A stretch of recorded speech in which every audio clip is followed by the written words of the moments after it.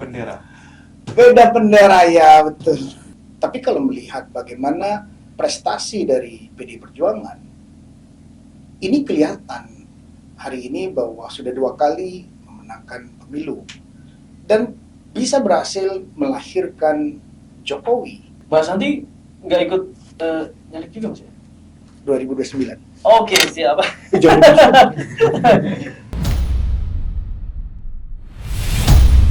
Bicara Bogor. Assalamualaikum warahmatullahi wabarakatuh. Bogorians, hari ini studio Radar Bogor, Geraha Pena Bogor kedatangan tamu istimewa. Siang ini kita kedatangan Mas Anang Hermansyah. Assalamualaikum Mas Anang. Waalaikumsalam. Halo guys. Selamat datang di Bogor. Iya. Welcome to the jungle, Mas. Enak, udaranya sejuk. Siap. Mas Anang sekarang sedang menjadi calon legislatif di Kabupaten Bogor, Mas. Kabupaten Bogor. Ya. Kabupaten Bogor. Ya. Ini banyak yang bertanya-tanya, Mas. Kenapa Bogor? Ya, kalau ngomong Bogor ada sejarah dalam keluarga juga bahwa ibu mertua itu lahir di sini. Terus keluarga masih ada di sini. Dan Bogor adalah tempatku, satu keluarga kalau berekreasi pasti ke Bogor, ke puncak. Karena senang udaranya, buat kita rehat di sini, relax di sini, healing di sini itu enak. Itu yang menggiurkan. Gak ada orang se-Indonesia yang gak menggiurkan tentang keindahan alam Bogor, makanannya enak, masyarakatnya tenang. Itu luar biasa. Potensi Bogor luar biasa. Betul, sepakat. Oh, Mbak Santi di Bogor ya? Iya, mamanya istriku orang sini, lahir di sini. Dan kebetulan kan bapaknya juga kan ada diabadikan dalam satu universitas kan di sini. Namanya di situ kan di apa? Ibnu Khaldun. Oh, Ibnu Khaldun. Iya, Iya. kan ada auditorium Abdullah Siddiq. Abdullah Siddiq itu kakek. Oke. Jadi ada sejarah yang memang nyaman dan sembari itu adalah dekat dengan rumahku di Cinere kan. Jadi kalau memang izin Tuhan ada aku bisa mewakili politik dari teman-teman di sini, setidaknya aku akan bisa intens untuk menyambut bola, terus bertemu, bagaimana terus berdiskusi, keluh kesahnya, bagaimana problem-problem yang bisa diurai. Karena aku ada di pusat nantinya, setidaknya aku bisa menyelesaikan, membantu bersama pemerintah sini pastinya dengan masyarakat sini yang bisa langsung aku bisa lakukan. Itu pun akan cepat. Bagaimana problematika yang terjadi dan aku bisa membantu ikut menyelesaikan. Yeah. DPR RI Dapil Kabupaten Bogor Jabar 5. Oke. Nah, Mas Anang ini kan ya kita semua tahu lah besar di dunia industri kreatif ya kalau boleh dibilang seperti itu ya. Music industry, aku juga ada di sosial media, aku juga aktif di UMKM. Ya itulah. Artinya apa? Kenapa Bogor dan apa yang akan dibawa dengan background Mas Anang yang industri kreatif? Ya, simple kayak ngomong UMKM yang jumlahnya 30.000 di sini. Ini adalah potensi besar ya di Kabupaten Bogor dengan sumber alam yang sedemikian luar biasa. Ngomong pariwisata sudah tali temalinya kuat dengan ekonomi kreatif. Bagaimana aku bisa bersambung pikiran dengan teman-teman, ilmu yang aku punya, kemampuan yang ada di keluarga, dengan aku punya follower hampir 50 juta satu keluarga. Itu bisa membantu masyarakat di UMKM pastinya, karena pasti di situ ranah promosi adalah hal penting. Itu pun aku ingin mencoba bisa mengurai permasalahan-permasalahan tersebut dengan apa yang aku mampu lakukan. Di luar memang kebutuhan mendasar yang wajib aku jalankan karena di daerah pilihan. Jadi hal-hal itulah yang menjadi pikiranku. Ya udah aku memilih Kabupaten Bogor adalah kayaknya ya dekat, nyaman, enak, dan aku bisa bekerja dengan tenang. Apa potensi yang sekiranya Mas Anang ini udah menargetkan nih, ini dari kayak UMKM ada 32.000. Bagaimana itu bisa naik posisinya? Bahwa bagaimana aku bisa bantu promosi, aku bisa dengan timku melakukan pendampingan dalam ilmu-ilmu sosial media, bagaimana dia menggunakan promosi murah yang bisa dilakukan secara mandiri. Nah itu kan butuh kerjasama, butuh saling bertemu, bersilaturahmi, bertukar pikiran.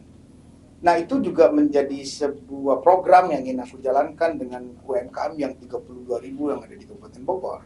Nah, itu kalau bisa bagus kan pasti akan bisa mengurai pengangguran, bisa menambah pendapatan, akan berefek domino ke tempat-tempat lain. Menurut Mas Ana sejauh ini selama ini belum begitu ini Mas untuk Dengan tumbuhnya 32.000, buat aku sebetulnya melek di situ sudah terjadi ya. ya.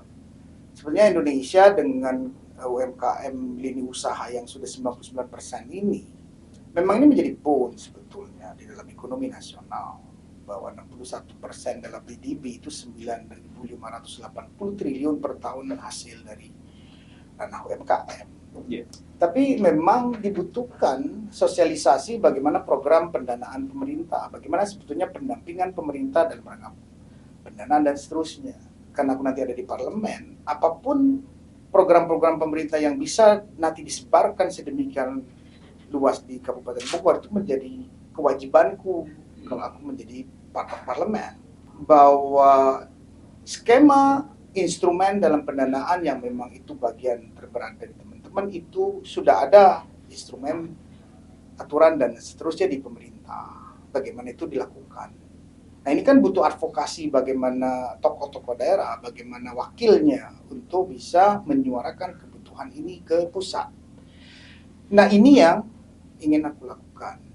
Bagaimana juga membangun pariwisata desa. Ya, desa-desa wisata, karena di sini kan curugnya banyak. Bagaimana itu bisa dibangun, dan kalau mau curug nggak perlu ke mana-mana orang Jakarta, cukup ke Bogor. Iya. Dia menemukan keindahan alam curug lah, banyak hal yang bisa. Nah, ini pasti infrastruktur diperbaikin. Bagaimana masyarakat bisa adaptif banget terhadap kedatangan orang-orang kota, bagaimana dia nyaman di sini, bagaimana dia bisa menikmati alam dengan baik. Dan itulah keuntungan yang dimiliki oleh Postur Bogor. Harusnya tidak jauh dari pusat, orang yang memang punya uang, memang dia butuh rehat, masa terus memilih yang jauh. Kalau nanti suasananya sama, dia menemukan sebuah inspirasi atau menemukan experience yang sama. Kalau butuh percepatan, ya udah gua libur nanti Jumat, habis pulang kantor, 40 menit, 1 menit gue nyampe Bogor. Masa terus gue milih naik pesawat? Yeah. Kalau cuma untuk healing. Jadi Bogor sangat strategis kalau menjadi penyangga Jakarta. Harusnya pertumbuhan Bogor bisa terakselerasi. Sih Mas, aku sebetulnya pengen ke wisata nanti nih. Aku masih pengen gali yang di UMKM tadi. Oke. Menarik. Karena kan juga pas COVID dan pasca UMKM jadi penyelamat Indonesia kan masalah satunya. Nah tadi yang sudah disampaikan program-program Mas Ana nanti adalah salah satunya sosialisasi. Pasti bahwa instrumen-instrumen pendanaan untuk UMKM itu sudah banyak lahir. Bahwa pemerintah dari dana-dana yang bisa dilakukan juga bisa, karena posisi UMKM menjadi tulang punggung ekonomi. Bahwa ada kekhususan dari pimpinan nasional, presiden melalui menteri-menterinya untuk ada perhatian khusus untuk bagaimana mengurai masalah UMKM, yang notabene adalah bagaimana mereka akan tertib bayar pajak. Karena pajak sekarang baru kuat dibayar oleh middle up. Bagaimana middle low? Bahwa kalau UMKM dengan jumlahnya yang 65 juta di Indonesia, di Bogor 32.000, ini tertib dalam manajerial, tertib dengan segala peraturan. Tujuannya adalah bagaimana mengurai pengangguran, bagaimana menambahkan pendapatan, bagaimana ini menjadi alternatif masyarakat untuk meningkatkan taraf hidup. Nah, ini yang menjadi tanggung jawab bersama, bukan hanya anggota parlemen, bukan hanya pemerintah daerah, bukan hanya pemerintah pusat, tapi bagaimana kita untuk gotong royong bersama. Tidak lagi bicara partai, tidak lagi bicara apapun, tapi bagaimana mengurai permasalahan yang ada di Kota Bogor atau di Kabupaten Bogor. Nah, ini PR-nya sebetulnya. Karena kalau Kabupaten Bogor akselerasinya terjadi, sinergitas dengan peraturan baru, bagaimana keuangan daerah dan pusat itu berjalan dengan baik, kondusivitas politik baik, bahwa pembangunan akan lahir dengan tepat. Artinya bahwa kepastian hukum untuk penanaman modal di Bogor, baik lokal maupun internasional, pun akan jauh lebih hidup. bahwa pertumbuhan Bogor bisa di atas pertumbuhan nasional. Ini yang dibutuhkan. Jadi menyelesaikan masalah UMKM tadi, selain promosi, apalagi? Ya pasti promosi. Bagaimana pendampingan di ranah manajerial. Ya. Bagaimana kamu sih nata duit dengan teman-teman, nanti aku panggilkan orang-orang expert, Nah, itu yang kita muda. harapkan. Nah, itu pasti program-program itu yang aku ingin lakukan intensitas tinggi di situ, karena potensi itu sangat luas di sini. Mas Anam sudah melihat sendiri potensi UMKM Bogor? Sangat melihat. Aku kemarin ketemu ibu-ibu aja, mak-mak yang bikin produk udah packagingnya bagus. Apa contohnya? Ya, makan keripik, makanan apa, semua yang dia bikin sama ibu bagus. Bagus. Aku bilang udah sampai taraf itu kan bukan Kualitas? plastik lagi gitu. Packagingnya udah bagus gitu. Kualitasnya oke. Oke. Bisa dijual itu menurut Mas Anam? Bisa, kalau untuk lokal sih oke. Untuk menjadi alternatif, gini, apapun juga ornamen nasional dengan ornamen atau barang yang diproduksi nasional dengan produksi dalam lokal, itu pun ada pasti disparitas ya, perbedaan. Dan nanti perbedaan itulah nanti yang akan kita akselerasi. Bagaimana sih, ya mungkin yang besar karena itu konglomerasi gitu ya, jatuhnya bisa lebih murah karena barangnya jatuh belinya di murah. Terus kalau di daerah bagaimana? Nah, bagaimana cara penyiasatan? Bagaimana caranya insentif daerah terhadap teman-teman ini? Ya. Itu kan bicaranya kan memang harus kompetensinya jelas, datanya jelas, bahwa aku nanti bisa melakukan advokasi kepada pemerintah daerah. Ya. Bahwa ya kalau ini disamaratakan, ya hancurlah produksi lokalnya. Kalau teksnya sama. Iya. Nah, bagaimana cara pendampingannya? Bagaimana insentifnya? Apakah kemudahan mencari? Bagaimana persiapan raw materialnya? Iya. Nah, ini yang harus didiskusikan. Memang dalam diskusi akan mudah, tapi dalam pelaksanaan nanti butuh kebersamaan, butuh gotong royong, gitu. Ya, aku SDM-nya begitu, Mas. Ya, itulah bentuk bagian aku menumbuhkan pikiran di teman-teman di sini. Ya, simpel kemarin ketemu dengan ibu-ibu 100 orang, happy dengan penjelasan-penjelasan. Oh iya Mas, ya kadang-kadang kita nyari bahan baku susah, kadang tuh ini susah, kadang kita bayar mahal, bagaimana kita ini. Nah, kalau aku bisa kumpulin ibu-ibu, misalnya kebutuhan dasarnya sama, ya udah kita bisa ngambil, tak cariin tempat untuk ngambil yang harganya murah dan kompetitif. Nah, pendampingan-pendampingan inilah yang harus dilakukan bersama-sama, baik pemerintah daerah, baik pemerintah pusat, baik anggota legislatifnya yang ada di DPR RI maupun yang ada di DPRD maupun DPR provinsi. Ya. Nah, ini yang harus dipikirkan ke depan bersama-sama. Oke, Mas, bicara wisata nih ya, kita kembali ke wisata tadi. Kabupaten Bogor itu punya banyak lah, Mas Anang juga tadi sudah tahu. Ya, gunung, kebun teh. Puncak sudah jelas-jelas lah ya. Pasti, kalau itu udah pasti ya. Tapi di daerah di pinggir-pinggir gunung itu betapa indahnya, banyak curugnya, banyak sungainya yang bersih-bersih. Betul. Ya untuk healing banyak macam-macamnya lah, gitu ya. Makanya dengan postur alam yang sedemikian indah, gitu ya, dengan masyarakatnya yang sedemikian, aku bilang tenang. Ini kan bagaimana mengencourage penanam modal untuk datang. Ya, kenapa selama ini mereka tidak datang gitu, Mas, pertanyaan? Sebetulnya memang banyak instrumen dalam pemikiran PMA untuk masuk ke dalam sini, gitu ya. Bagaimana sebetulnya UMKM ini memiliki manajerial yang bagus, apakah keterampilannya bagus. Karena nggak bisa dalam penanam modal bahwa cuma ini cukup untuk setahun, nggak begitu juga kan. Dari sustainable-nya dipikirkan bahwa bagaimana manajerial dia, bagaimana keterampilan dia, bagaimana pemahaman terhadap produk dia terhadap lingkungan, karena dia menjual lokal. Kan pada saat menjual lokal dia menjadi bagus, PMA-nya kan lagi mikir gitu, wah ini sih gua kaliin 100 lipat deh pembiayaannya untuk dia menjadi nasional, atau minimal adalah dia dijual di Jawa Barat. Habis itu ya udah kita jual di seluruh Jawa, habis itu seluruh pulau. Nah, ini tingkatannya kan harus clear, jelas. Makanya pendampingan dibutuhkan. Dan kendala-kendala, Mas, seperti infrastrukturnya, ataukah perizinannya yang susah? Kalau bicara ke perizinan, kebetulan instrumen undang-undangnya pun cukup agresif pemerintah pusat memperbaikin, gitu ya. Bahwa sekarang dengan undang-undang baru tentang bagaimana mengenai keuangan pemerintah daerah dan pusat udah di amandemen lagi.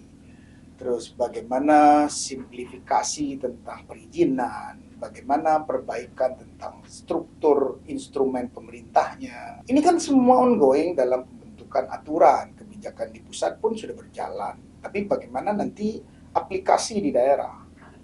Nah, ini challenging-nya di situ kan. Nah, apakah itu bisa dilakukan hanya pemerintah pusat? Tidak. Dibutuhkan ornamen lain. Ya kayak aku sebagai anggota parlemen, nanti permen daerah pusat provinsi, bagaimana bergotong royong tadi. Kuncinya hanya satu. Bagaimana kita mau duduk, bagaimana kita mau diskusi, bagaimana kita mau berjalan. Ayo bareng-bareng, kamu ke sana, kamu ke sini, kamu ke sini. Kita melakukan advokasi. Bagaimana masyarakat bisa tumbuh. Dan bagaimana di ranah kebijakan mengenai penanaman modal, bagaimana pembentukan insentif, ini kan penting. Gitu. Nggak bisa disuruh perang tapi dengan keadaan yang sedemikian rupa, dengan konglomerasi besar, ya matilah semua. Itu satu. Kedua, SDM-nya juga, Mas. Ini kan bagaimanapun juga peluru SDM, Mas. SDM itu sudah di dalam perencanaan lama, bahwa semenjak kita memiliki Presiden Pak Jokowi 2014. Aku ingat banget bagaimana dia menggencarkan vokasional. Itu kan program yang clear dari dia. Dia bicara bahwa bagaimana peningkatan SDM Indonesia terampil. Iya. Makanya artinya bagaimana tali temali dengan pendidikan. Bagaimana pendidikan dipecah lagi. Bagaimana mulai di SD, SMP, SMA, dan perguruan tinggi. Bagaimana perguruan tinggi yang lahir nanti terjun ke masyarakat melalui pendampingan. Banyak yang memang harus diurai dalam hal tersebut. Jadi, ya, dengan penduduk yang besar di Kabupaten Bogor 7.600.000 sekian gitu ya, dengan kecamatan yang besar. Nah, ini pun dalam ongoing proses bahwa apakah Kabupaten Bogor cuma satu doang dengan kecamatan yang besar ini, apakah perlu butuh dikembangkan untuk dipecah menjadi 3, menjadi 4, atau I don't know. Itu kan kembali kepada suara publik. Bagaimana sekarang media menyerap suara publik, bagaimana suara mereka, apakah iya terus begini, bahwa ini adalah kabupaten terbesar dalam DPT.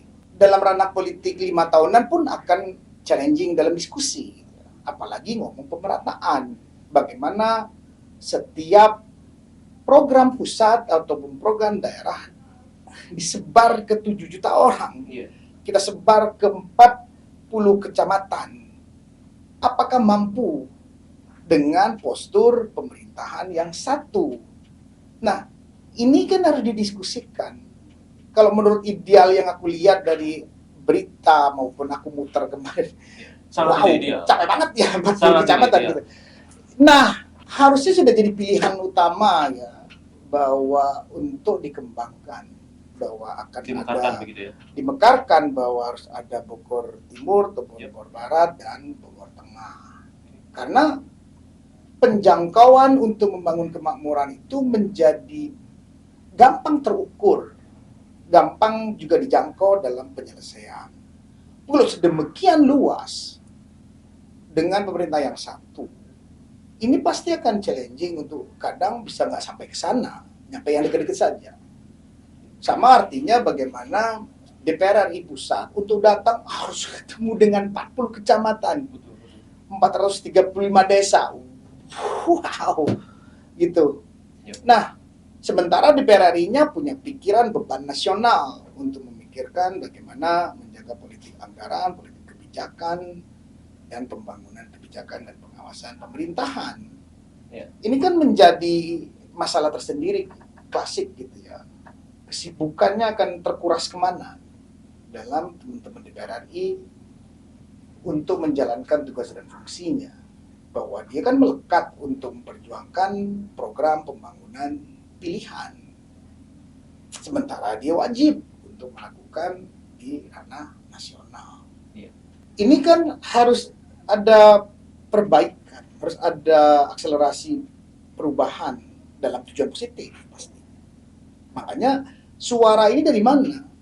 Adalah bagaimana sinergi masyarakat tempatan bahwa dengan media, dengan macam-macam melakukan diskusi-diskusi positif untuk dimasukkan ke Harus dalam. terus didorong, Mas Anang. Nah, itu harus didorong karena menyangkut kebutuhan publik yang terus tinggi. Iya. Karena kita berpacu dengan teknologi. Sekarang teknologi, informasi dan seterusnya itu sedemikian murah dan mudah untuk dinikmatin publik. Betul. Berarti rangsangan pikiran masyarakat di sini semakin tumbuh. Tapi kalau pemerintah yang ada di desa di tempat ini tidak mampu untuk mensalurkan program, bagaimana pendampingan, bagaimana insentif, bagaimana, wow, Ya. itu akan jadi masalah tersendiri. Mas Anang, sebelum ke pendidikan dan teknologi, Mas Anang akan membawa kita ke dunia kesehatan deh. Mas Anang akan membawa beban PR dari programnya Pak Jokowi menyelesaikan stunting. Bogor lumayan tinggi loh, Mas.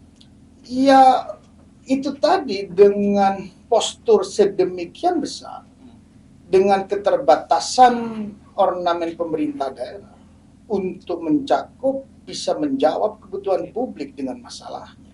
Masalah klasik dari teman-teman kita di institusi pemerintah itu pun sudah kompleks. Itu sangat kompleks problematikanya. Makanya harusnya ada sebuah terobosan pikiran. Apakah kita kembangkan Bogor tidak, Kabupaten Bogor menjadi tidak satu. Iya. Nah, ini aku sih melihat akan menuju ke sana. Gitu. Kalau melihat tadi masalah banyak program pendidikan, kesehatan, masalah infrastruktur, udah pasti mereka akan mencium yang dia bisa cium. Iya. Dia akan memanai mana yang dia bisa rasakan. Yang jauh-jauh susah. Betul. Sementara kursi yang jauh, lu yang deket aja kalau pikir gimana kursi yang jauh, salah semua gitu. Tindakannya menjadi seperti itu.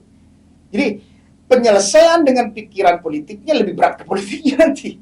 Nah ini harus dipisah. Makanya jangkauan dan kemampuan pemerintah daerah ini dibutuhkan bahwa dia bisa menjangkau dengan sumber dayanya, bahwa dia bisa menjangkau untuk membangun kemakmuran dan kesejahteraan. Artinya jika Mas Anang nanti ke Senayan lagi akan ikut mendorong itu, Mas ya? Aku sangat mendorong karena buat aku sudah layak dengan ini menjadi DPT terbesar di Indonesia. Kayaknya tidak bijaksana pemerintah pusat tidak melakukan itu. Oke, Mas Anang. Sekarang juga ini kan banyak artis-artis yang baru nih terjun ke politik. Oh, ya. Tapi ya kita tahu lah kalau Mas Anang sudah cukup lama dulu pernah juga kan. Apa sih Mas yang katakanlah bagi awam nih ya, kenapa sih kami harus mewakilkan aspirasi kami ke Artis. ya seperti apa Mas Anang Ya, pandangannya? buat aku kalau kita kembalikan kepada dasar pikirannya bagi undang-undang bahwa setiap warga negara berhak dalam politik. Artinya artis dengan profesionalnya, dengan kemampuannya di bidang itu pun juga menjadi masalah yang cukup harus bisa diawasi, harus cukup butuhkan akselerasi. Artis ada di ranah kreatif industri. Kita bicara terus kreatif industri. Bagaimana sekarang di desa-desa pun itu kreatif industri itu sudah menjadi pilihan anak muda Indonesia hari ini. Coba tanyain anak muda 200 orang yang ingin jadi ASN paling juga 1%. 99% nggak mau jadi ASN. Itu artinya bahwa masyarakat kita tumbuh. Ini Gen Z ngangguk-ngangguk tuh Mas. Iya pasti, ya kan mau jadi ASN atau mau jadi entrepreneur Mau muda, jadi YouTuber. gitu kan pasti mikirnya pasti jadi YouTuber. Iya. Nah, pandangan tersebut harus ada di benak kita dan padahal masyarakat juga tidak sadar banyak bahwa mereka juga butuh eksis dengan sosial media, bahwa sosial media itu sekarang adalah promosi mudah, bahwa itu untuk tampil dirinya untuk mau kemana saja itu jadi mudah dan murah. Iya. Nah, dengan adanya teman-teman artis yang sekarang memiliki pemahaman profesinya yang tinggi, pasti dia tidak serta-merta terus tidak ingin terjun, pasti dia ingin berkontribusi dalam hal itu bahwa Indonesia menuju ke sana. Ya. Dengan tebalnya anak muda Indonesia, Gen Z dan milenial, kalau kita bicara 2045, Indonesia punya bonus demografi yang sedemikian besar di anak mudanya, itu udah dunia yang sudah maju, bahwa sosial media, teknologi informasi itu sudah sedemikian menjadi budaya bersama, lahir bareng-bareng. Dengan background artis yang memang hidupnya sudah di sosial media, dia paham, dia bagaimana bahwa industri budaya adalah bagian besar di Indonesia untuk ditumbuhkan. Kita tidak hanya berpangku pada kekayaan alam, bahwa Amerika bagaimana hidup dengan industri budayanya, bagaimana Korea yang dekat dengan kita bisa leading di internasional sampai menjadi negara yang diperhitungkan oleh Amerika. Itu karena industri budaya. Nah, pemahaman ini ada di benak-benak yang teman-teman memang mau speak up untuk masuk di ranah kebijakan kesejahteraan publik. Gue mau menyumbangkan pikiran, gue mau bersama rakyat yang memang notabene akan ke sana. Jadi jangan dilihat minusnya. Kalau kamu lihat minusnya, semua manusia nggak ada yang plus minus semua. Kalau kita dihidupkan dengan bahasa itu, kita menjadi tidak Pancasilais itu. Karena Indonesia jelas dengan Pancasila harus berpikiran positive thinking.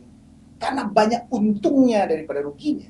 Pemahaman teman-teman justru kita harus acungin jempol. Bahwa kita harus menerima dengan baik. Bahwa tidak hanya teman-teman politisi yang mau terjun terhadap kebijakan publik. Tapi semua ornamen bangsa dikasih kesempatan yang sama untuk bersama publik. Yang notabene Indonesia tantangannya adalah tidak hanya kekayaan alam, tapi bagaimana SDM, budaya, bagaimana kita, industri budaya kita hidup, bagaimana berkompetisi dengan negara lain. Dan Indonesia notabene adalah negara paling kaya budayanya. Betul. Nah, ini kan yang harus diambil pikiran itu. Oke Mas, itu nilai plusnya. Tapi kemudian apakah artis-artis yang punya sepemikiran kayak Mas Anang itu apakah banyak? Kan kita dipertontonkan dengan yang soal royalti saja masih banyak yang berantem. Nah, kayak royalti itu berantem, itu tandanya mereka berpikir sebetulnya. Karena ada hal yang tidak bisa dijangkau oleh kebijakan pemerintah terhadap bagaimana.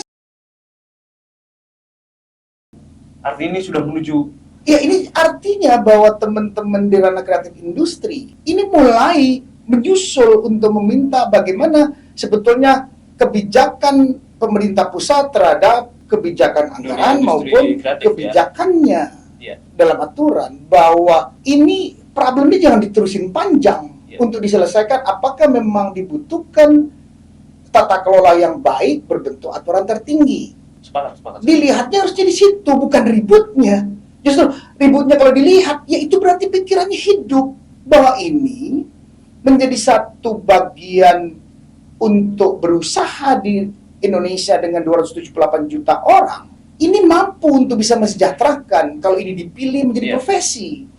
Harusnya dilihat di situ gitu. Menarik. Kalau dilihat di situ, justru kalau mereka adem ayam semua, ya itu justru bahaya. Berarti industri itu nggak hidup. Ya sekarang semuanya terus teman-teman bawa di ranah lagu nggak diperhatikan bagaimana membaginya, bagaimana aturannya, dia cuma ngikutin apa yang sudah ada di internasional. Apakah terus kebutuhan yang di sana dengan sini sama? Tidak. Apakah cukup bahwa lagu Indonesia di ranah streaming platform dibayar sekian rupiah? Kok kenapa yang dia lagu internasional dibayar sekian rupiah? Ya, terus keterpihakan aturan ini kemana sebetulnya? Ya kan berarti hidup pikirannya. Gitu. Bagus. Justru dibutuhkan pikiran kritis ini. Harusnya terus dibicarakan, dihidupkan pikiran kritis ini. Salah satunya Mas Ahmad Dhani yang dia. Iya, seperti Dhani, seperti Once, seperti ya teman-teman yang lain kayak Badai, Mbak Rika. Itu dia mengalami bagaimana sebetulnya peraturan yang harus kita pakai. Karena kalau memang undang-undangnya belum bisa mewakili, undang-undang kan bisa diusulkan untuk ini diamandemen ulang. Undang-undang ini diamandemen terbatas. Kalau undang-undang ini sudah benar hak cipta, ya sudah. Apakah kita butuh sebuah aturan baru, yaitu tata kelola industri musik? Apakah dibutuhkan? Ini tidak bisa serta-merta pemerintah pusat main seperti itu. Dia butuh suara kritis ini, bahwa ini pasti teman-teman hari ini baik yang di parlemen maupun di eksekutif udah membaca, oh emang ada tata kelola, oh nggak ada aturan tata kelola, wah ini wajib kita buka nanti di pemerintahan baru. Ya, I don't know. Mas, menarik sih itu Mas, terutama buat teman-teman Gen Z dan millennials. Mas Anang juga tadi sudah mention Korea. Boleh nggak sih Mas kita mimpi Indonesia punya industri kreatif seperti Korea Mas? Kalau dari source-nya, Indonesia jauh lebih hebat. Iya kan? Pasti jauh lebih hebat. Kenapa? Ya asimilasinya 1.400 suku bangsa. Iya. Kita nggak akan pernah kekurangan source itu. Nggak kekurangan. Tidak kekurangan. Kalau ngomong terhadap budayanya sendiri dia pasti terampil, pasti terampil. Orang ini budaya gua, gimana gua nggak terampil? Cuman bagaimana pendampingan dari pemerintah dalam bentuk kebijakan anggaran maupun kebijakan aturan dan kebijakan keterpihakan, bahwa mana sih ornamen atau nomenklatur kementerian yang bisa mewakili untuk akselerasi. Nah ini kan butuh pimpinan yang aktor pimpinan yang kuat untuk memilah kekhususan-kekhususan, melihat rencana 2045 Indonesia Emas, mana yang diakselerasi cepat, mana yang bisa ini suaranya mendunia. Itu harus dipilah. Makanya kalau aku bilang karena itu nomenklaturku, udah waktunya pemerintah yang akan datang memikirkan kreatif industri, memikirkan UMKM, memikirkan industri budaya, melakukan inovasi budaya, hasil-hasil budaya tersebut untuk bisa disampaikan ke internasional. Bahwa harus punya keterpihakan yang kuat. Oke. Kalau saya tarik lingkupnya lebih kecil lagi, Mas, untuk Kabupaten Bogor apa yang bisa Mas Ana lakukan? Ya kalau ngomong kayak Bogor dengan dekat dengan Jakarta, itu sudah asimilasi budaya daerah dengan kontemporernya dari Jakarta. Itu harusnya sudah bisa jauh lebih modern gitu ya. Ya, kalau aku bisa lihat begitu. Kenapa? Orang Bogor gampang untuk mengincang Jakarta. Dia tidak melalui biaya mahal. Kalau daripada desaku yang di Jember harus naik pesawat. Kalau enggak harus 1 hari baru besok nyampe, nggak bisa balik-balik. Nah di sini kan besok kemarin lihat si Dewa main kayak gini, gila selain main kayak gini, gua harus main kayak apa? Pulang dulu gua belajar lagi. Tidak, jadi murah gitu. Jadi makanya potensi Kabupaten Bogor untuk melakukan akselerasi harusnya sih ilmunya mudah untuk dipelajari gitu. Mas Anang, ini terakhir deh. Ini ada 2 pertanyaan terakhir sih. Singkat-singkat sih. Apa sih yang Mas Anang jual untuk warga Kabupaten Bogor nih? Apa yang Mas Anang tawarkan lah, katakan seperti itu. Ya, kalau di kamennya yang di umumnya bahwa bagaimana aku nanti bisa benar-benar menyuarakan kebutuhan politik teman-teman, baik dengan masalahnya, baik di dalam pendidikan, baik di dalam kesehatan, sosial maupun di ranah infrastruktur. Itu udah yang common, harus aku bisa mewakili suara teman-teman untuk menyuarakan terhadap kebutuhan tersebut. Yang kedua adalah bagaimana aku mengencourage teman-teman di Kabupaten Bogor dengan UMKM yang notabene besar, 32.000 UMKM.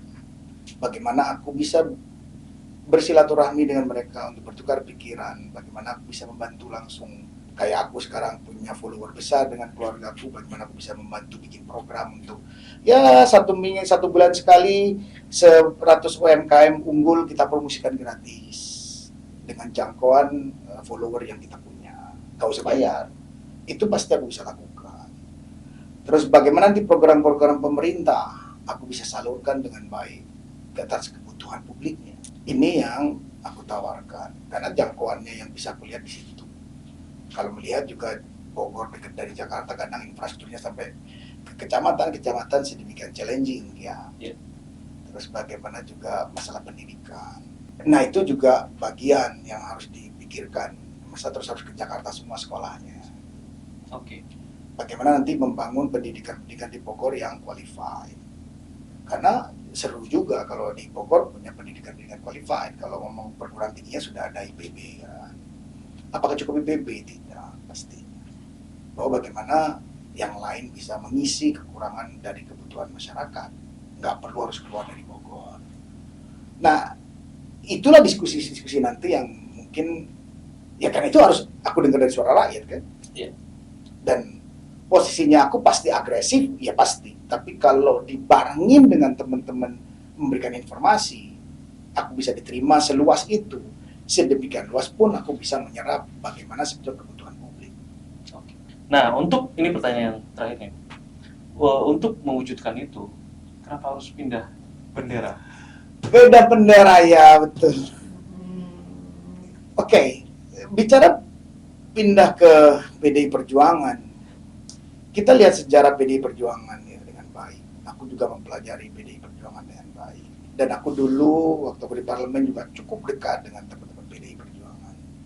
bagaimana mereka melakukan perjalanan pembangunan kebijakan di dalam parlemen, dalam pembangunan undang-undang, bagaimana pengawasan anggaran, bagaimana mengatur anggaran, dan bagaimana kerja-kerja politik di dalam parlemen. Aku melihat bahwa PD Perjuangan memiliki mesin yang kuat, memiliki manajemen yang kuat. Partai sebelumnya tidak? Aku bilang, apakah yang lain, semua sebetulnya dibilang pasti ongoing proses untuk menuju ke sana. Tapi kalau melihat bagaimana prestasi dari PD Perjuangan, ini kelihatan hari ini bahwa sudah 2 kali memenangkan pemilu dan bisa berhasil melahirkan Jokowi. Itu udah jelas bagaimana track record PD Perjuangan di dalam pembangunan atau membangun negara ini. Bagaimana keberpihakan partai ini untuk rakyat. Itu yang menjadi pikiranku. Setelah aku masuk, persis bagaimana aku diarahkan. Nah, kamu harus begini, ini ada desa begini, kamu harus ke situ. Bagaimana kamu harus menyambut bola di rakyat, bagaimana kamu harus hidup dengan rakyat. Kamu harus dengar suara itu, dan kamu harus jemput bola untuk ambil, menyelesaikan. Itu data sedemikian banyak untuk kita ambil. Dan hebatnya DPP, hebatnya seorang Hasto, bagaimana dia intens dengan tim untuk untuk ngomong, ayo kamu begini, ayo. Ini dibutuhkan. Makanya quote-unquote bicara bahwa kita petugas partai, apa salahnya dengan petugas partai? Bahwa kita di-manage dengan baik. Petugas partai tapi menghasilkan kayak Jokowi, itu salahnya di mana? Apa? Jadi masalah gitu, nggak ada. Itu kan internal bagaimana kita menyatukan untuk mensukseskan kebutuhan publik, untuk mengurai bagaimana masalah publik. Bagaimana untuk Indonesia menjadi negara maju. Bagaimana Indonesia untuk berkompetisi dengan negara lain, 95 negara di dunia. Nah, ini sebetulnya meaningnya yang dibangun di PD Perjuangan, bahwa bagaimana partai mengawasi semua orangnya untuk masuk ke kebutuhan publik, untuk mengurai masalah publik. Kalau ngomong tidak ada yang sempurna, mau nyari sempurna, gak ada manusia bisa mampu membuat kesempurnaan. Tidak dikasih oleh Tuhan. Terus disuruh berikhtiar. Nah, ornamen dari PDI Perjuangan itu ada untuk bisa ada di tengah-tengah publik. Dia punya perangkat-perangkat, dia punya aturan-aturan yang kuat, dilaksanakan dari atas sampai bawah. Karena ini kerja kolektif gitu, bukan kerja satu orang. Nah, di situ lahir, aku melihat itu di PDI Perjuangan, bagaimana kerja kolektif. Makanya bagaimana perintah dari proklamator bicara tentang gotong royong itu kuat sekali di situ. Gak ada yang kerja sendirian di situ. Bahwa harus bergandengan, harus saling mengisi, harus saling menutupi, harus terus. Bahwa kita tidak sendirian, bahwa kita harus bersama-sama mengurai masalah. Ini yang aku rasakan bahwa itu tumbuh kuat di PDI Perjuangan. Oke. Thank you, Mas Anang. Mbak Santi nggak ikut nyalek juga, Mas ya? 2029. Oke, siap. Jangan Mas Anang, terima kasih banyak. Kami tagih nanti kalau Mas Anang jadi di ya, selama jadi- kita terus bersilaturahmi, karena ya keterbatasan manusia pun ada, karena tidak Superman. Selama silaturahmi terbangun, pastinya kita harus saling mengisi, pasti. Baik, terima kasih, sehat selalu. Sukses, Mas Anang. Sama-sama. Bicara Bogor.